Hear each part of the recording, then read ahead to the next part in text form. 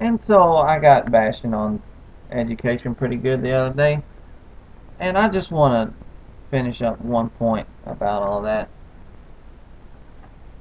And that is, I was talking about education as a business and investment and all this stuff, how people talk about investment, but they don't want to view it as an investment. And this is kind of where I came up with this idea for, trying to say that there are markets for everything. Uh,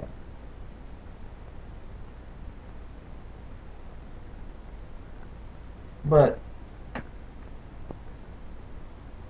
when you look at what I pointed out in those videos, the performance and everything, and you tell somebody that doesn't believe that education is a market, well, they're hypocritical, and I've pointed that out in the previous video, because they say investment, but they don't subject education to the same criteria as we would an investment. But when you talk to these people that don't believe education is a market, and you show them how what abysmal the performance is compared to other things, they begin to give you this list of excuses of why the public schools are underperforming private schools. And they'll say things like, well, children in private schools demographically come from families that are more highly educated and place a higher importance on education in the home. So that's where private schools draw their students from. Therefore, they tend to get better results. Now, that's untrue. Okay, low-income students that have gotten into private schools through scholarships, through their parish or other things like that, way outperform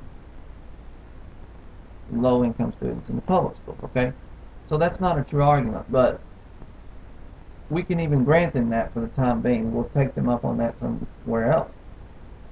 But they'll say things like that. They'll say things like, "Oh, the public school has to take every student. The private schools can throw students out," which is not true, but we can grant them that for this argument. They say things like, "Oh, well, the public schools are forced to teach a certain curriculum to all the students," or the public schools are forced to keep children the same age in the same grade. They're not allowed to separate children out by learning ability and things like that. And they'll go through all these excuses, and we can grant every one of them, and we'll still beat them. Intellectually, the argument will still carry the day. If you look at Walmart and you looked at Target, and Walmart's results like this, or like this, and Target's results were like this, up.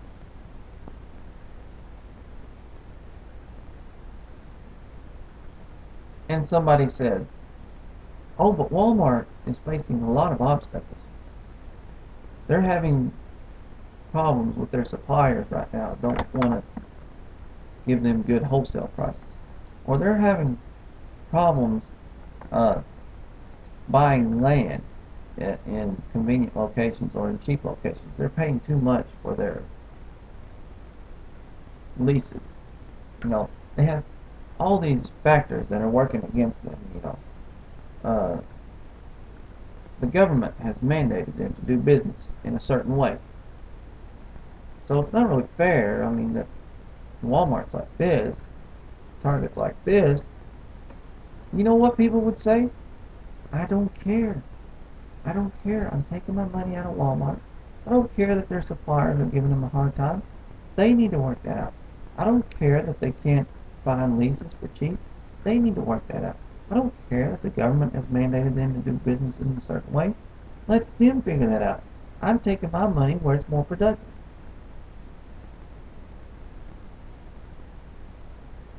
So for some reason, and we can grant all those excuses, but for some reason, Private schools send 90% of their children to college, with about a 10% dropout rate. So that means 81% of freshmen that enter private high schools are going to college. Public schools are sending about 60% of their children, with a 30% dropout rate.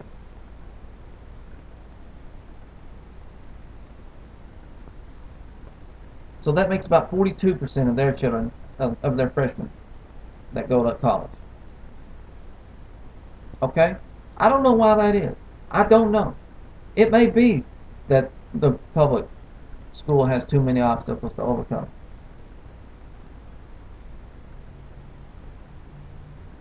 Parents have input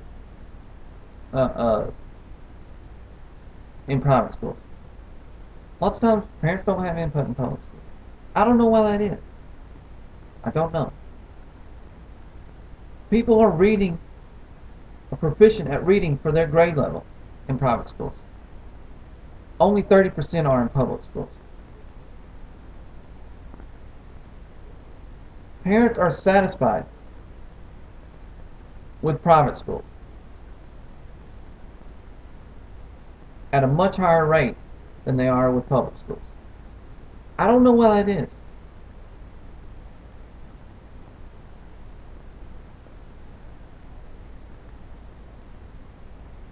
But you know what? I don't care. I don't care about all the excuses. I don't care. Matter of fact, some of the excuses only make their case worse. Well, the state makes you do something. What? The state makes you do something a certain way? Well, good. Let's get rid of them.